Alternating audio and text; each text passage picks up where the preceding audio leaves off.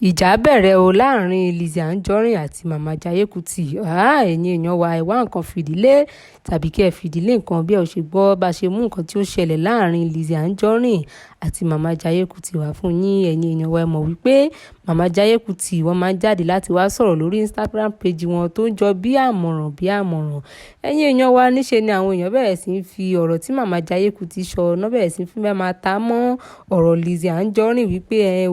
ọ̀rọ̀ tí Mama Jaiye Kuti sọ Lizzy Anjorin ló ń bá wí tàbí Lizzy Anjorin ló ń darí ọ̀rọ̀ rẹ̀ sí. Ẹ̀yin èèyàn wa láìpẹ́ náà tí Mama Jaiye Kuti náà sì jáde láti wá sọ wípé kí ẹnikẹ́ni má ṣe ta ọ̀rọ̀ òun mọ́ Lizzy Anjorin nítorí wípé àti Lizzy Anjorin àti Ìyábọ̀ Òjó wípé àbúrò ni àwọn méjèèjì jẹ́ sí òun. Kò sì sí ẹnikẹ́ni nínú àwọn méjèèjì èyí tí ó máa pè òun sí ibi patí tàbí ibi ayẹyẹ kankan èyí tí òun ò ní lọ síbẹ̀ wípé fún ìdí èyí kí wọ́n dẹ́kun ìwà ìbàjẹ́ láti máa sọ wípé gbogbo ọ̀rọ̀ ohun èyí tí òun sọ Lizzy Anjorin ni òun bá wí nítorí òun kò darí ọ̀rọ̀ òun sí Lizzy Anjorin rárá àti rárá o. Òun kàn ń sọ títò ni òun sì ń gbà àmọ̀ràn títò ni. Ẹ̀yin èèyàn wa Lizzy Anjorin má ti wá fèsì o wípé Tanzania èyí tí Mama Jaiye Kuti tẹ̀lé wọn lọ nígbà ìgbéyàwó Priscilla ó ní wípé màmá yẹn lọ bẹ̀ láti lọ bá tiwọn jẹ́ ni o wípé kódà Mama Jaiye Kuti ò sẹ́hun wọn kò ro kò sì sí nǹkan kan tí wọ́n ṣe fún òun o wípé bóun ṣe rí tán ti fẹ́ máa sọ wípé àbúrò mi ni Lizzy àbúrò mi ni Ìyábọ̀ òun yá ayẹ orí òun nítorí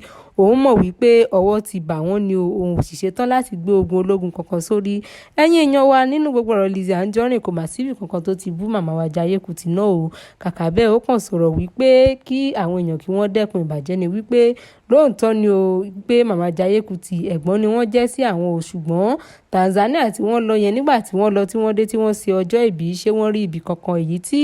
Ìyábọ̀ Òjó ti jáde láti wá kí wọn pé wọ́n kú ayẹyẹ ọjọ́ ìbí wọn tàbí ibì kankan tí Ìyábọ̀ Òjó post rẹ̀ sí wípé òun kí wọn pé wọ́n kú ọjọ́ ìbí o wípé inú Ìyábọ̀ ò dùn sí bí Mama Jaiye Kuti bí ó ṣe tẹ̀lé wọn lọ sí Tanzania. Ẹ̀yin èèyàn wa Lizzy Anjorin sọ ọ̀pọ̀lọpọ̀ ọ̀rọ̀ ohun tí a ní láti mú wá fún yín rèé lórí ọ̀rọ̀ Lizzy Anjorin àti Mama Jaiye Kuti. Tó bá jẹ́ ìgbà àkọ́kọ́ tí ẹ wo fídíò wa nìyí ẹ jọ̀wọ́ ẹ tẹ subscribe button fún àǹfààní láti máa rí púpọ̀ lára àwọn fídíò wa wò. Ó tún di ọjọ́ mìíràn ọjọ́ ire ó dìgbà.